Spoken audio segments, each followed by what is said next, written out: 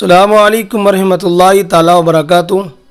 جیسا کہ آپ تمامی لوگ جانتے ہیں کہ محرم الحرام کی 10ویں تاریخ کو یوم عاشوراء کو بہت سارے لوگ روزہ رکھتے ہیں، الگ الگ طریقے سے لوگ حصول ثواب کا ذریعہ بناتے ہیں۔ محرم الحرام یعنی 10ویں تاریخ کے سلسلے میں یہ آیا ہے کہ اگر کوئی بندہ اس دن 4 رکعت نماز ایک سلام سے ادا کرتا ہے، ایک سلام سے پڑھتا ہے، تو روایت کے اندر ہے کہ ایسے شخص کے گزشتہ 50 سال کے گناہ اور آئندہ 50 سال کے گناہ صغیرہ معاف کر دیے جاتے ہیں، بخش دیے جاتے ہیں۔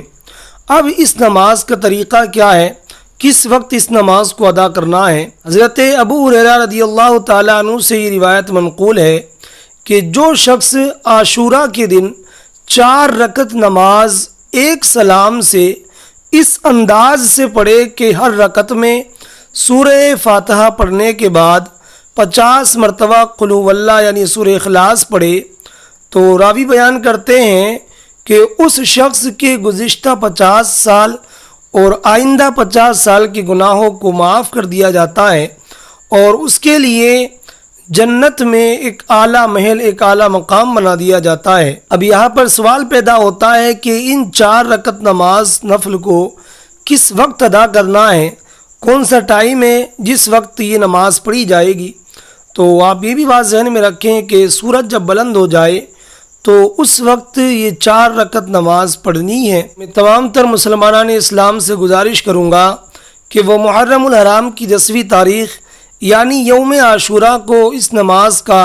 اپنے گھروں پر یا جس بھی جگہ آپ موجود ہوں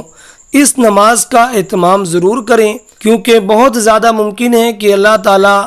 آپ کی اس عبادت کو قبول فرما لے